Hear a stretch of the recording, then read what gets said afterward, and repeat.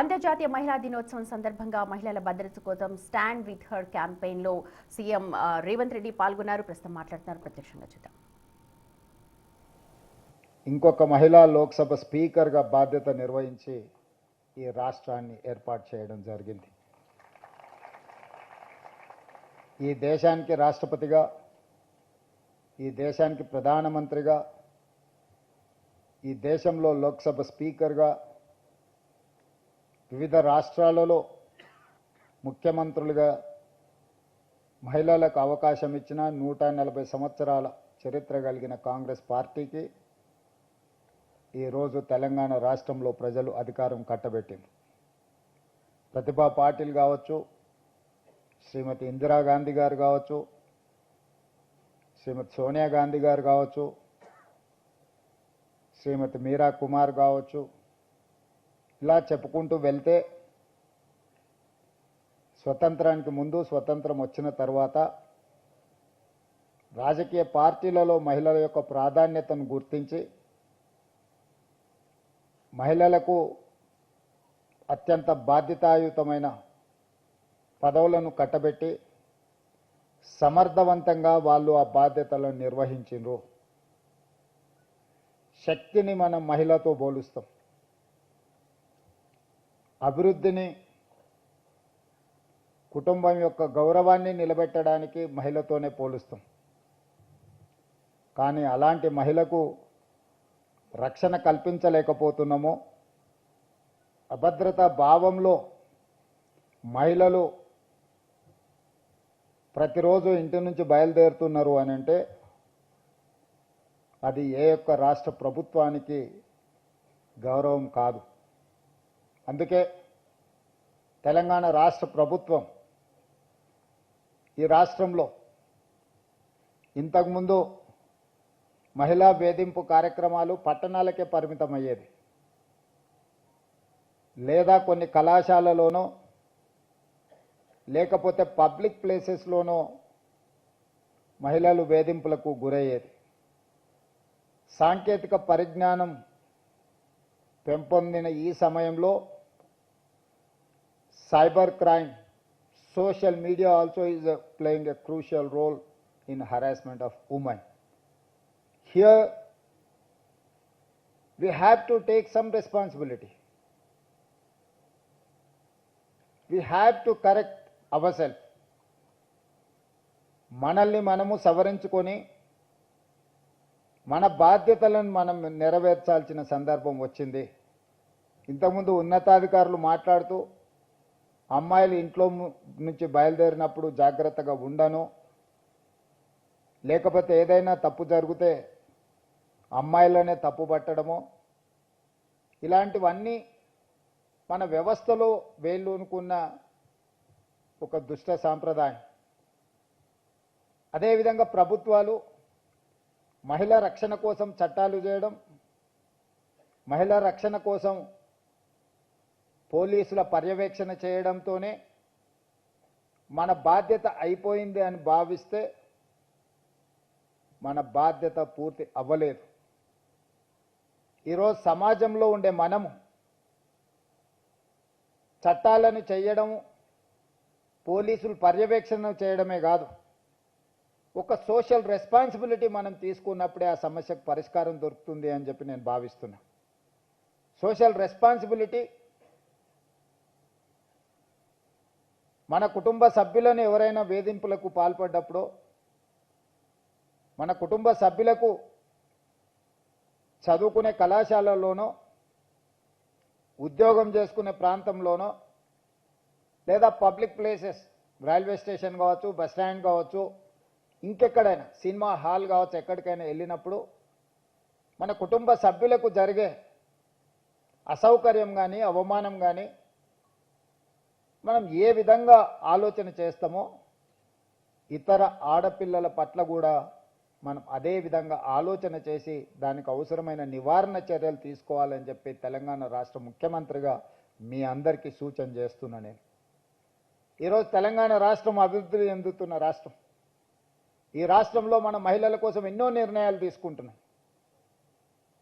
ఈరోజు మహిళలకు కుటుంబానికి రేషన్ కార్డు ఇచ్చినా మహిళ పేరు మీదనే ఇవ్వాలనుకుంటున్నాం. ప్రభుత్వం తరఫున ఇళ్ల కేటాయింపు జరిగినా మహిళ పేరు మీదనే ఈరోజు ఇళ్ల కేటాయింపులు జరుగుతున్నాయి.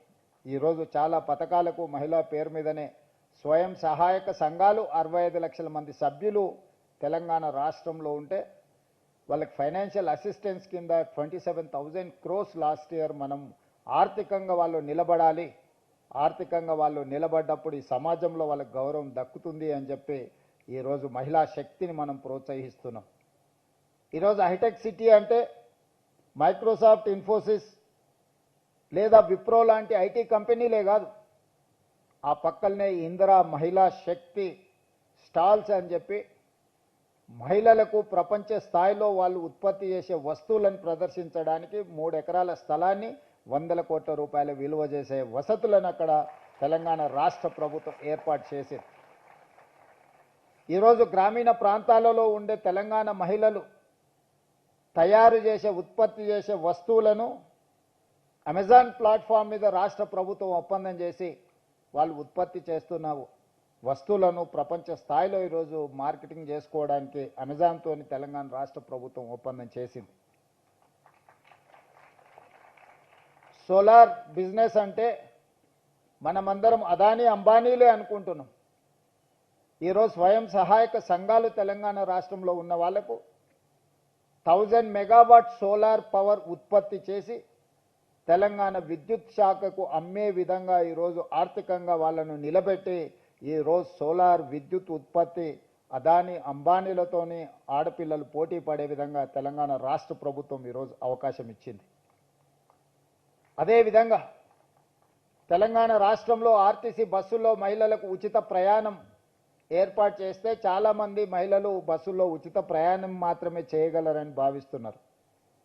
కానీ ఆర్టీసీకి 1000 బస్సులను కొనుగోలు చేసి 1000 బస్సులకు తెలంగాణ స్వయం సహాయక మహిళలు యజమానులుగా మారి ఆర్టీసీకి ఈరోజు ట్రాన్స్పోర్ట్ కార్పొరేషన్కి ఈరోజు వాళ్ళు బస్సులను పెట్టి ఈరోజు తెలంగాణ రాష్ట్రంలో నడుపుతున్న బస్సుల్లో 1000 బస్సుల భాగస్వామ్యం ఈరోజు మహిళల చేతుల్లో ఆర్థిక శక్తిని పెంచడానికి ఈరోజు తెలంగాణ రాష్ట్ర ప్రభుత్వం వాళ్ళకి అవకాశం ఇచ్చింది.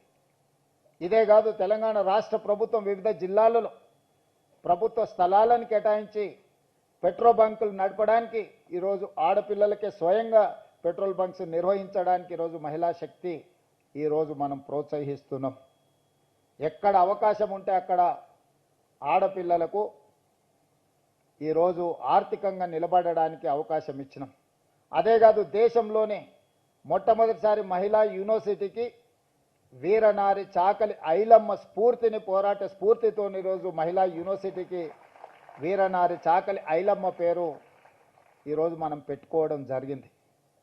అంతెందుకు, తెలంగాణ రాష్ట్రానికి తెలంగాణ తల్లి అని ఒక ఆడబిడ్డనే మనం ఒక అమ్మగా ఈరోజు తెలంగాణ రాష్ట్రానికి ఒక స్ఫూర్తిని, ఒక మూర్తిని ఈరోజు మన ప్రభుత్వం అందించుకున్నది.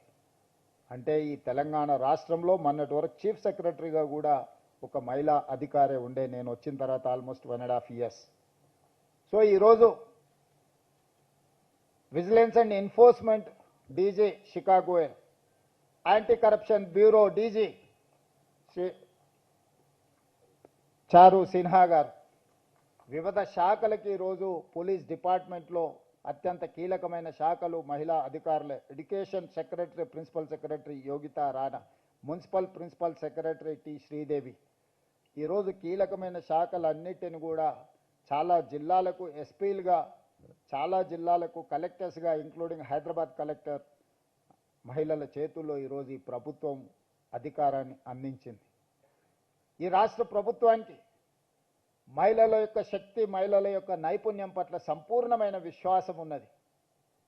కానీ తెలంగాణ రాష్ట్రంలో ఇంకా మహిళలకు సంపూర్ణమైన రక్షణ ఉన్నదా అంటే కొంచెం ఆలోచన చేయాల్సిన పరిస్థితులు ఉన్నాయి.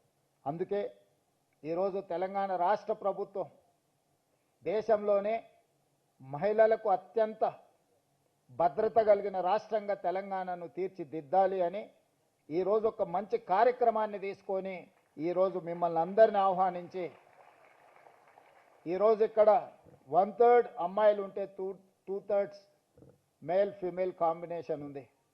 వాళ్ళ రక్షణ వాళ్ళకు వదిలేయకుండా వాళ్ళ రక్షణ ఇక్కడున్న మనమందరం తీసుకుంటే ఖచ్చితంగా 100% తెలంగాణ రాష్ట్రంలో మహిళలకు రక్షణ అందించబడుతుంది అని నేను భావిస్తున్నా. అందుకే మహిళల రక్షణ కోసము తెలంగాణ యువకులు ఒక బ్రాండ్ అంబాసిడర్గా నిలబడాలి. మనం ఎంత విజయం సాధించినా మహిళలను ఆర్థికంగా నిలబెట్టినప్పుడే ఆ కుటుంబము, ఆ రాష్ట్రము, ఆ దేశము ఆర్థికంగా బలపడుతుంది. తెలంగాణ రాష్ట్రం 2034కి $1 trillion ఎకానమీ, 2047కి $3 trillion ఎకానమీ రీచ్ అవ్వాలి అని అంటే సమాజంలో సగభాగమైన ఆడపిల్లలకు రక్షణ ఉండాలి. రక్షణ ఉన్న ఆడపిల్లలు ఆర్థికంగా ఎదగాలి. ఆర్థికంగా ఎదగాలి అని అంటే వాళ్ళు చదువుకోవాలి. వంటింటి కుందేళ్లుగా ఇంటికే పరిమితం కాకుండా వాళ్ళలో ఉన్న శక్తి, నైపుణ్యాన్ని ఈరోజు వాళ్ళు అభివృద్ధి చేసుకొని తెలంగాణ ఎకానమీలో వాళ్ళని భాగస్వాములను చేయాలన్నదే మా ప్రభుత్వం యొక్క ఆలోచన. ఈరోజు ప్రపంచంలో ఏ అభివృద్ధి చెందిన దేశాన్నైనా చూడండి, ఏ దేశంలో అయితే మహిళలు ఎంటర్‌ప్రెన్యూర్స్‌గా, మహిళలు ఎంప్లాయీస్‌గా, మహిళలు సైంటిస్టులుగా, లేకపోతే డాక్టర్లుగా, లాయర్లుగా, ఇంజనీర్లుగా రాణించినరో ఆ దేశంలో ఆర్థిక పురోగతి సాధించినాయి. ఈరోజు తెలంగాణ రాష్ట్రం కూడా ఆర్థిక పురోగతి వైపు వేగంగా ప్రయాణం చేస్తుంది అంటే ఈ రాష్ట్రంలో ప్రభుత్వం కానీ, ప్రైవేట్ కార్పొరేట్ సెక్టర్స్లో కానీ మహిళలకు సముచితమైన అవకాశాలు ఉన్నాయి. వాళ్ళు ఇంకా రాణించాలి, ధైర్యంగా వాళ్ళు ఉద్యోగ ఉపాధి అవకాశాలను నిర్వహించాలి అని అంటే ఆ మహిళలకు రక్షణ ఉండాలి. ఆ రక్షణ కల్పించే బాధ్యత చట్టాలు చేయడమో, పోలీసుల పహారాలు కాయడమో సరిపోదు. మనందరం కూడా సామాజిక బాధ్యతగా తీసుకోవాలి. మనందరం కూడా ఆ రక్షణ కల్పించినప్పుడు ఎవరైనా ఏదైనా వాళ్ళకి ఇబ్బంది కలిగించినప్పుడు నిలబడి ప్రశ్నించే అనే తత్వాన్ని మనం పెంచుకోవాలి. నాకెందుకు లేనో చూసి చూడనట్టు ఉండడం కూడా ఒక రకంగా నేరాన్ని ప్రోత్సహించడమే. అది కాలేజీలో కావచ్చు, బస్ స్టాండ్లో కావచ్చు, బస్సులో ప్రయాణం చేసేటప్పుడు కావచ్చు, రైలు ప్రయాణం చేసేటప్పుడు కావచ్చు, ఎనీ అదర్ పబ్లిక్ ప్లేస్ ఎక్కడ ఇలాంటి సంఘటనలు జరిగినా మనం దాన్ని సవరించడానికి ప్రయత్నం చేయాలి. కంప్లీట్ పోలీస్ వ్యవస్థ ఈరోజు టెక్నాలజీని కూడా మనం అడాప్ట్ చేసుకున్నాము. ఈరోజు ఫిజికల్ క్రైమ్ కంటే కూడా సోషల్ క్రైమ్ పెరిగిపోయింది, సోషల్ మీడియా క్రైమ్ పెరిగిపోయింది, సైబర్ క్రైమ్ పెరిగిపోయింది. ఆడపిల్లల్ని వేధించడానికి ఈరోజు టెక్నాలజీని కూడా ఎక్కువగా వినియోగిస్తున్నారు. డీప్ ఫేక్ వీడియోస్ తయారు చేస్తున్నారు. వీటన్నిటిని కూడా మనం ప్రభుత్వ పరంగా నియంత్రించడానికి మన సైబర్ క్రైమ్ డిపార్ట్మెంట్ని కూడా ఎంపవర్ చేసినాం. Chicago L is working on that. And ఈ రక్షణకు సంబంధించి కూడా చారు సిన్హా గారు పూర్తి స్థాయిలో ప్రయత్నం చేస్తున్నారు. మీరు మనము అందరం స్టాండ్ విత్ హర్ అంటే స్లోగన్ రాగానే లేచి నించోవడం కాదు, మనందరం సమస్య వచ్చినప్పుడు నించోవడం అని నేను భావిస్తున్నా. ఇంతకుముందు స్టాండ్ విత్ హర్ అని ఆ సాంగ్ వచ్చినప్పుడు మా అబ్బాయిలు మిత్రులందరూ ఆలోచన చేస్తారు, కొంచెం లేచి నించోవాలన్నా వద్దా, కూర్చోవాలన్నా. ఆ సంశయం వద్దు. నిలబడాలి అంటే నిలబడాలి, నిటారుగా నిలబడాలి, గట్టిగా నిలబడాలి. అప్పుడే మన గౌరవం పెరుగుతుంది. నిలబడ్డవాడికే గౌరవం ఉంటుంది. సహాయంగా నిలబడ్డవాడికి మర్యాద కూడా ఉంటుంది. గౌరవం, మర్యాద అనేది మన బాధ్యతగా భావించి అలా ముందుకు వెళ్ళాలి అని భావిస్తూ మీ అందరి దగ్గర సెలవు తీసుకుంటున్నా. ధన్యవాదాలు మిత్రులారా. Thank you very much. ధన్యవాదాలండి. Thanks for standing with her. And ఇప్పుడు I request our additional DGP women safety wing Telangana మన వచ్చిన అతిథులందరికీ ఒక ఆత్మీయ సత్కారం, కృతజ్ఞత తెలుపుతూ heartfelt gratitude. So first to Honorable Chief Minister of Telangana Revanth Reddy garu, alage Srimati Shika Goyal gariki, Sai Durg Tej gariki,